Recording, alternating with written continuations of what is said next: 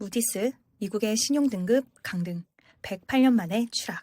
여러분, 드디어 마지막 보루까지 무너졌습니다. 108년 동안 미국의 국가 신용등급을 최고 수준으로 유지해온 무디스가 결국 미국을 AAA에서 AA1으로 한 단계 강등했습니다. 이제 미국은 3대 신용평가사로부터 모두 최고 등급을 잃은 셈입니다. 2021년 S&P, 2023년 피치에 이어 2025년 무디스까지. 그저 등급 한 줄 내려간 걸로 보일 수도 있지만 이건 그 이상입니다.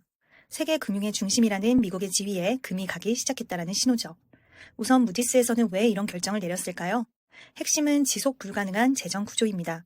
미국은 지난 10년여 년 동안 막대한 재정 적자를 쌓아왔고 정부 부채와 이자 부담은 동급 국가들보다 압도적으로 높은 수준에 도달했습니다. 2024년 기준 의무 지출 비중이 전체 예산의 73%에 달하고 2035년에는 78%까지 오를 수 있을 것으로 추정됩니다.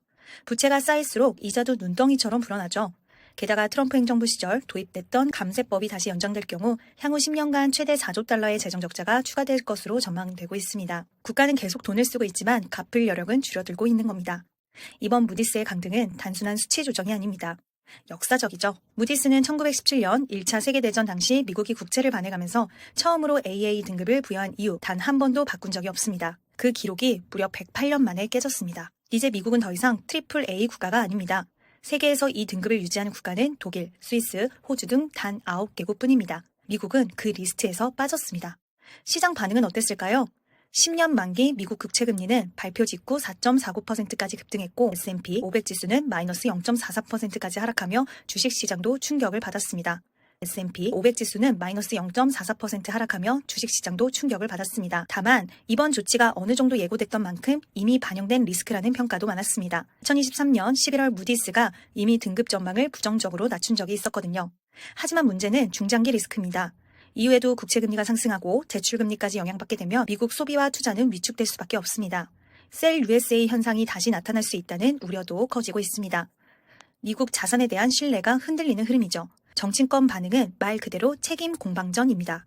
트럼프는 바이든 행정부의 무분별한 지출을 비판하며 연준의 금리 인하 공개 압박했고 무디스의 강등 책임도 바이든과 민주당 탓으로 돌렸습니다.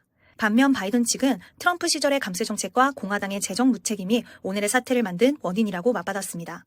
심지어 공화당 내 강경파조차 트럼프의 관세 법안 연장에 반대하면서 하원 예산위에서 법안이 부결되기도 했습니다. 이제 예산 협상은 더 꼬일 수밖에 없습니다. 무디스의 등급 조정은 정치권에 향한 경고 메시지였다는 분석도 나옵니다. 그럼 투자자 입장에서는 어떤 전략이 필요할까요?